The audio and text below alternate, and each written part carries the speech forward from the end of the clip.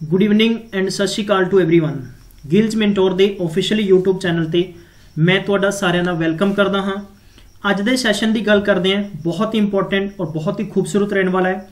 खास तौर पर जिहड़े तुहाडे चों PPSC senior assistant, PSCB clerk exam, NTPC, FCI and SSC exams की तैयारी कर रहे हैं।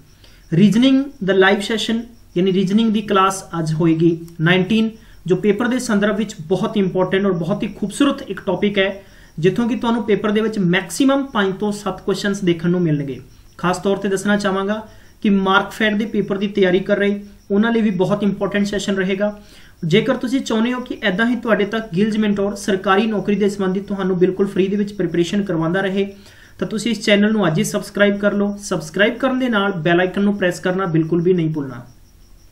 और गाइज इहदे नाल सरकारी नौकरी के संबंधी तुसीं अपडेट्स चाहुंदे हो एंड अगर तुसीं पंजाब गौरमेंट की और भी अदर एग्जामिनेशन की प्रिपरेशन कर रहे हो तो डिस्क्रिप्शन बॉक्स में तुहानूं पंजाब दा GK, पंजाब दा करंट अफेयर्स, पंजाब के बजट के रिलेटेड एंड नैशनल बजट, इस तो अलावा history and Punjab and Haryana high court paper के संदर्भ में इन्हें, इस तो अलावा तुहाडे लई सैपरेट क्लासेस रीजनिंग मैथ दी क्लासेस अलग अलग सैपरेट वाइज दित्तियां गईयां है।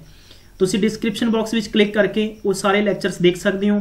अते तुसीं फ्री दे विच स्टडी मैटीरियल डाउनलोड करना चाहुंदे हो तो इसलिए तुहानूं साडी ऑफिशियली वैबसाइट www.gilsmentor.co.in ते विजिट करना होएगा, जिथों तुसीं फ्री दे विच books, PDF and daily current affairs English and Hindi दे विच पढ़ सकते हो। तुहाडे आउण वाले पेपर के संदर्भ में पंजाब दा एकमात्र चैनल जिहड़ा तुहानूं फ्री दे विच कोचिंग भी करवांदा है अते तुहानूं फ्री दे विच स्टडी मैटीरियल भी दिंदा है। तो चलते हैं गाइज अज दे टॉपिक की गल करते हैं, बहुत ही इंपॉर्टेंट बहुत ही खूबसूरत है। अज का टॉपिक है, ये टॉपिक है डाटा सफिशिएंसी। बहुत इंपॉर्टेंट टॉपिक है। जे तुसीं बैंक के एग्जाम की गल करते हो तो इत्थों लगभग प्री और मेन्स के अंदर 5-5 क्वेश्चन पूछे जाते हैं। इदा ही तुहानूं NTPC जो रेलवेज की RRB JEE का पेपर दोगे तो तद भी तुहानूं 5-5 क्वेश्चन प्री और मेन्स के अंदर आउणगे। बहुत इंपॉर्टेंट है और ज़्यादातर बच्चे इस क्वेश्चन नूं रॉन्ग करके आते हैं, लेकिन पेपर दे विच इस क्वेश्चन नूं बहुत आसानी नाल कीता जा सकता है जेकर तुहाडे कोल इस क्वेश्चन की पर्टिकुलर क्वेश्चन की गल करते हैं, अच्छी स्ट्रैटजी और ट्रिक और एक अच्छा ये बारे बेसिक्स फंडा नॉलेज अगर है। शुरू करते हैं अज के क्वेश्चन नूं। सब तो पहला इस क्वेश्चन की कंडीशनस पढ़ो। कंडीशनस दी गई तुहानूं, अगर तुहानूं लगता है कि if the data in statement 1 alone are sufficient to answer तो तुसीं स्टेटमेंट फर्स्ट क्लिक करना है and while the data second are not sufficient. अगर तुहानूं लगता है कि डेटा फर्स्ट सफिशिएंट है तो तुसीं फर्स्ट आंसर क्लीयर करोगे। If the data second is sufficient तो सैकेंड क्लीयर करोगे। अगर तुहानूं लगता है कि डाटा फर्स्ट और सैकेंड दोनों चों कोई एक आंसर करैक्ट हो सकता है तो तुसीं थर्ड ऑप्शन टिक करोगे। एंड अगर तुहानूं लगता है कि डाटा फर्स्ट एंड सैकेंड दोनों सफिशिएंट नहीं है तो तुसीं ऑप्शन नंबर 4 टिक करोगे। अगर तुहानूं लगता है कि डेटा फर्स्ट एंड सैकेंड जो स्टेटमेंट गिवन होएगा अगर दोनों कंसीडर करते हैं तो तुसीं ऑप्शन नंबर 5 टिक करोगे। बहुत इंपॉर्टेंट टॉपिक है। पहला क्वेश्चन तुहानूं स्क्रीन पर दिता गया है, मैं चाहांगा कि इसनूं अच्छे तरीके नाल समझो। Among MP, T, R and W each of a different age who is the youngest. इत्थों पूछा गया है कि इन्हां दे विचों यंगेस्ट कौन है। एक पर्टिकुलर गल करते हैं कि अपने को इदां दे क्वेश्चन है। हुण आपां देखांगे इहदी स्टेटमेंट की कहंदे ने। T is younger than P and W। आपां is younger than only P and W सकते हैं कि T छोटा है किस तो P एंड W तो आपां ये नहीं कह सकते कि P वड्डा है या W वड्डा है, लेकिन इत्थे श्योर है कि P और W तो T यंगर है। Next question is given here state number 2। ठीक है, स्टेट नंबर 2 कहता है right M is younger than, M है वो यंगर है किस तो T तो राइट। तो ये चीज श्योर होगी कि M यंगर है T तो M की आप कंडीशन बनावांगे तो आप इंज कह सकते हैं बट ओल्डर देन R, लेकिन R तो वड्डा है। इट मीनस कि R तो वड्डा है तो इट मीनस पर्टिकुलर क्वेश्चन की गल करते हैं तो आप इस क्वेश्चन को इदा भी लिख सकते हैं। अगर आप इस स्टेटमेंट को प्रॉपर तरीके से समझांगे तो आप इस कंक्लूजन पे पहुंचे हैं कि R है वो सब तो ज़्यादा की है यंगेस्ट पर्सन है राइट। सब तो ज़्यादा की है छोटा पर्सन है इस स्टेटमेंट के मुताबिक तो इत्थे तुसीं ये दस सकते हो कि स्टेटमेंट पहले नूं भी आपां नूं लैना पिया, स्टेटमेंट दूजे तो भी हैल्प लेनी पई, दोनों नूं मिला के ये पूरे स्टेटमेंट के नतीजे तक पहुंचे हैं, इसलिए पहले भी आपां नूं जरूरत है, दूसरा भी जरूरत है। तो इट मीनस अपना ऑप्शन नंबर की होएगा 5 is the right answer. We can say the statement first is also sufficient and second is also sufficient for the answer, right. चलिए नेक्स्ट बात है, question number 2 is given here. ये question दिता गया है, how is gone written in the code language, right. ये coding decoding का question pick किया गया है, लेकिन पेपर में तुहानू इदां ही कन्फ्यूज करके पूछा जाएगा।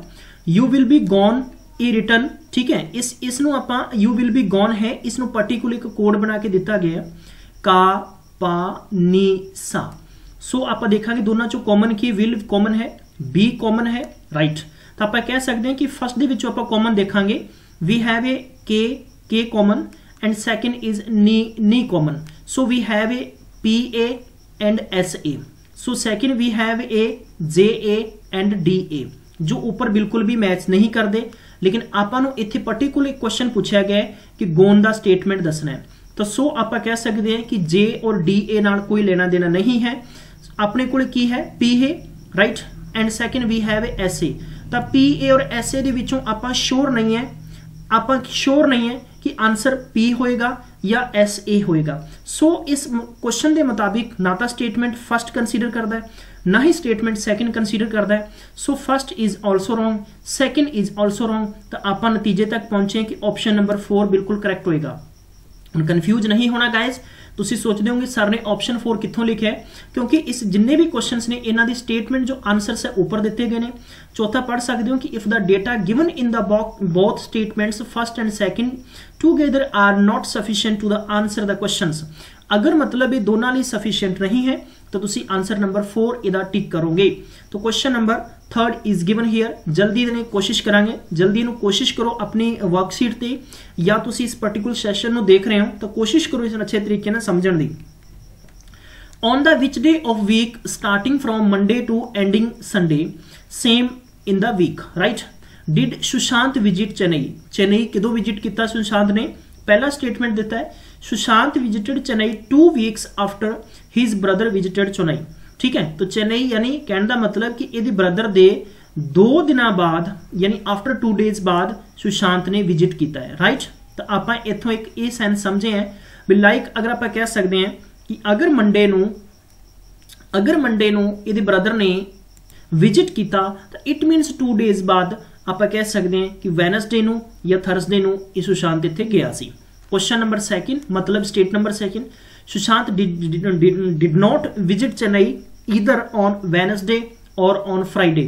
तो ये चीज़ इत्थों क्लीयर निकलती है गाइज कि आप ये चीज़ नतीजे ते पहुंचे सीगे। अगर मान लो कि वो मंडे नूं उहदा ब्रदर गया है तो 2 डेज बाद अपने कोले केड़ा डेज आ सकता है, वैनसडे नूं हो सकता है गया होवे या थर्सडे नूं गया होवे, लेकिन ये चीज़ श्योर कह रहा है कि ये वैनसडे नूं नहीं गया, वैनसडे नूं नहीं गया एंड फ्राइडे नूं भी नहीं गया। आप हुण कोई इत्थे डेज ले नहीं सकते क्योंकि एक अगर मंडे नूं लैने तद भी डेज आएगा, राइट। सैकेंड आप गल करते ट्यूसडे नूं लवांगे तद भी कंसीडर नहीं हो सकता। तो इस नतीजे ते आप वापस तो नहीं पहुंच सकते, इसलिए पहला भी गलत है, सैकेंड भी गलत है। तो option number 4 is the right answer. Here we have a question number 4, ठीक है। Toward the which direction P with respect of starting point, P दी दसना है कि स्टार्टिंग पॉइंट तो किहड़ी डायरेक्शन बने। बहुत ही इंपॉर्टेंट क्वेश्चन के स्टेटमेंट के मुताबिक आप इहनूं आंसर करांगे। स्टेट नंबर फर्स्ट अपन दिता गया P walked 20 metres took the right turn. तो देखो आप डायरेक्शन बनाने एक पी अगर इत्थे है, इथों कहता है कि P walk 20 meter took a right turn and walk, right. अगर आप कह दें कि इथों अगर किसी भी साइड वाल गया है 20 मीटर गया, इथों ने राइट टर्न किया है, राइट टर्न करके उन्हें 30 मीटर गया, then he took right turn and walk 20 meter. 20 meter का मतलब है कि वापस 20 मीटर वॉक करके इस डायरेक्शन से आ चुके हैं, ठीक है। एंड टूवर्ड वैस्ट, हुण वो कहता है कि वैस्ट वाल फेस कर रहे हैं, इसलिए आपां पूरे फ्रेम नूं एक कन्वर्ट करना पेगा दूसरे फिगर दे विच।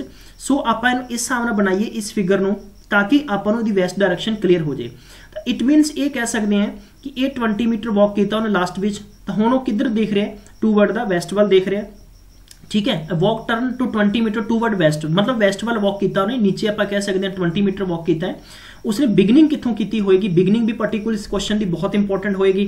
ठीक है, यही चीज़ां तुहाडे इंपॉर्टेंट है पेपर के संदर्भ में। ठीक है, तो आप कह सकते हैं कि उसने स्टार्टिंग अगर इत्थों स्टार्टिंग किया है 20 मीटर गया और 30 मीटर उन्हें फिर राइट टर्न किया, 30 मीटर फिर राइट टर्न किया, हुण इस दिशा ते खड़ा है।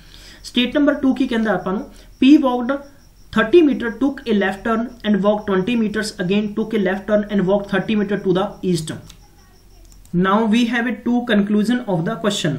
सो फर्स्ट स्टेटमेंट की कहंदा सीगा, फर्स्ट स्टेटमेंट आपां नूं कहंदा सीगा कि पी ने, मान लो कि पी ने इत्थों स्टार्टिंग की अपनी जर्नी, और जर्नी स्टार्टिंग करने के वक्त उसने राइट टर्न लिया, 30 मीटर गया, 30 मीटर तो बाद उन्हें राइट टर्न लिया, तो वैस्ट वाल टूवर्ड हो चुके हैं। राइट, तो आप कह सकते हैं कि पी ने इत्थों स्टार्टिंग ईस्ट वाल शुरू की, स्टार्टिंग पॉइंट ਉਹਦਾ ਇੱਥੇ ਸੀਗਾ, एंडिंग पॉइंट ਇੱਥੇ ਸੀਗਾ। सैकेंड भी है वे, ये कहता कि पी वॉकड, पी ने शुरू किया इत्थों वैस्ट वाल 30 मीटर गया, दैन ही टुक लैफ्ट टर्न यानी 20 मीटर गया, दैन ही टुक अगेन लैफ्ट टर्न तो 30 मीटर गया।